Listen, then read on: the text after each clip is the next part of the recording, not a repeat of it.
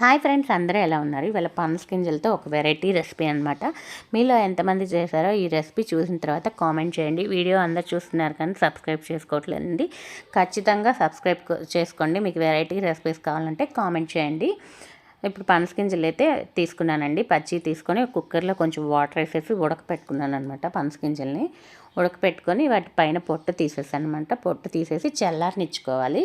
వేడిగా ఉన్నప్పుడు చేయకూడదు. ఇది చల్లారేలోపు మనం మిక్సీ జార్ తీసుకొని మనం దాంట్లో కొంచెం కల్లుప్పు, వాళ్ళ కారాన్ని టేస్ట్ తగ్గట్టు నేనైతే 4 పచ్చిమిరపకాయలు వేసుకున్నా, పెద్ద కొత్తిమీర కట్ట వేసుకున్నానండి. వేసుకొని మిక్సీ తిప్పేసుకున్నాను అనమాట. తర్వాత మనం ఉడకపెట్టుకున్న పనస గింజలు ఉన్నాయి కదండి, అవన్నీ వేసేసుకొని మళ్ళీ తిప్పుకోవాలి. నాకైతే చాలా గట్టిగా ఉందన్నమాట, పొడి పొడిగా ఉంది. మనకి కొంచెం వెట్టుగా అవ్వాలి, అందుకని 2 స్పూన్లు వాటర్ వేసేసుకొని మళ్ళీ తిప్పుకున్నానండి. ఇది ఎప్పుడు కూడా కచ్చా పచ్చగా ఉంటే బాగుంటుంది అనమాట. తింటుంటే పనస గింజలు అలా నోటికి ఆ టేస్ట్ అన్నది తెలుస్తుంటుంది. మనం మిక్సీ తిప్పుకున్నదంతా కూడా ఒక బౌల్లోకి వేసేసుకుందామండి. బౌల్లోకి వేసేసుకొని దీంట్లో సన్నగా కట్ చేసిన ఉల్లిపాయలు వేసుకోవాలి.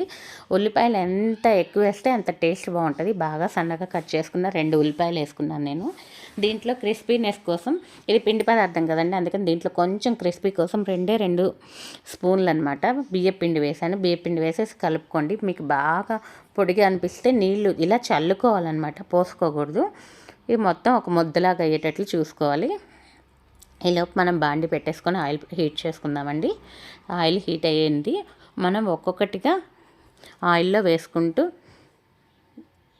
వెంటనే కదిలించకూడదండి. వీటిని కదిలిస్తే విడిపోతాయి అనమాట. ఒక 5 నిమిషాలు అలాగే ఉంచాలి.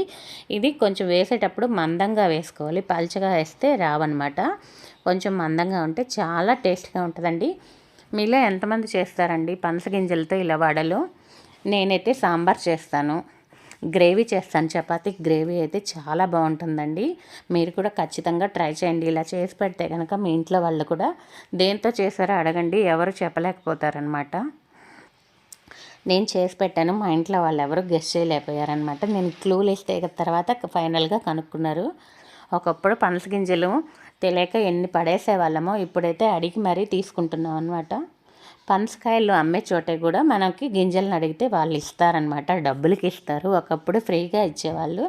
ఇప్పుడు అందరూ కొనుక్కోవటం వల్ల వాటిని కూడా ఫ్రీగా ఇచ్చే వాటికి కూడా ప్రైస్ పెరిగిపోయి డబ్బులకి ఇస్తున్నారు. డబ్బులకైనా కానీ హెల్త్కి మంచిది కాబట్టి మనం కొనుక్కొని ఇలా డిఫరెంట్గా తయారు చేసి పెట్టచ్చు. పిల్లలకి పనస గింజలు ఇస్తే తినరు కదండి, ఇలా చేసి పెట్టండి, ఖచ్చితంగా తినేస్తారు. మీకు కూడా ఉంచకుండా తింటారు. టొమాటో సాస్తో అయితే చాలా బాగుంటుంది taste. Okay friends, like, share, subscribe to Polisetty sisters. Bye.